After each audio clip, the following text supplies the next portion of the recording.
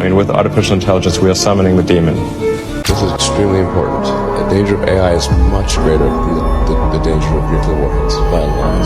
Rock, paper, scissors, shoot. I won. This is a good beginning of my plan to dominate the human race.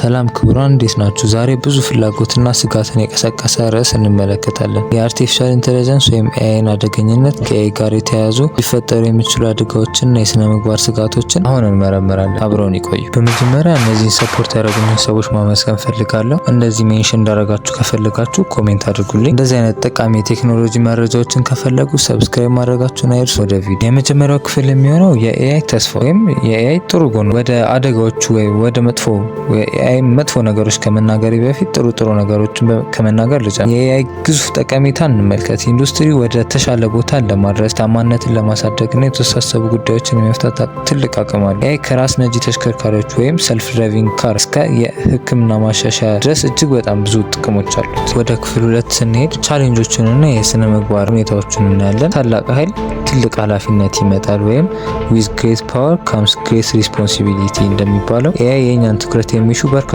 ችግሮችን መቅረፍ ይችላል። ግን ትኩረት ሊሰጠው የሚገባ ትልቁ ምክንያት አለውና መድሎ በአልጎሪዝም ውስጥ የመካተቱ እድል ነው። የኤአይ ስርዓቶች ፍትሃዊና አካታች መሆናቸውን ያረጋግጣል። ሶስተኛው ክፍል የሚሆነው ያልተጠበቁ ውጤቶች ነው። ያልታሰቡ ውጤቶች ሌላ አሳሳቢ አደጋዎች ናቸው። ኤአይ ይበልጥ እየተረቀቀ ሲሄድ ስራዎች ባልተጠበቁ መንገዶች የመሰራት እድል አላቸው። እነዚህ ብላክ ቦክስ አልጎሪዝም፣ ግልጽነት የጎደላቸው ግላዊነትና ራስን በራስ የማስተዳደር ስጋት። ክፍል 4 የሚሆነው ሱፐር ኤአይ ነው። የሱፐር ኢንተለጀንስ ወይም ሱፐር ኤአይ ሀሳብ ምናልባት በጣም አከራካሪ ሊሆን ይችላል። በአግባቡ ካልተያዘ ከሰው አቅም በላይ የመሆንና የህይወት ስጋቶችን የመፍጠር ትልቅ አቅም አለው። በጣም አሳሳቢው ጉዳይ ደግሞ ከሱፐር ኤአይ ጥቃት ያልተጠበቁ ውጤቶችን ማግኘታችን ነው። አሁን ለምሳሌ ለመጥቀስ እንድትረዱ አይ ሮቦት የሚለውን ፊልም ማየት ትችላላችሁ። እና አጠቃልለው የአርቴፊሻል ኢንተለጀንስ ዓለምን እንዲህ አድርገን ዘወር ብለን አይተናል። አደጋው በቴክኖሎጂ ውስጥ ሳይሆን እንደምንፈጥረው እንደምናስተናግደውና እንደምንጠቀምበት አስተውል። ግልጸኝነትን፣ ተጠያቂነትና የስነ ምግባር ምህሮዎችን በማቋቋም የኤአይን የምንፈልገውን ስራ እንዲሰራልን። ስለ ኤአይ ስነግራችሁ ያልገባችሁ ነገር ካለ፣ ያስቸገራችሁ ነገር ካለ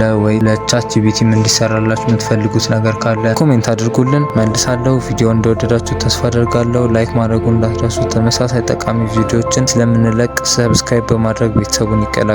ቀጣይ እስክንገናኝ ድረስ መልካም ጊዜ ይሁንላችሁ።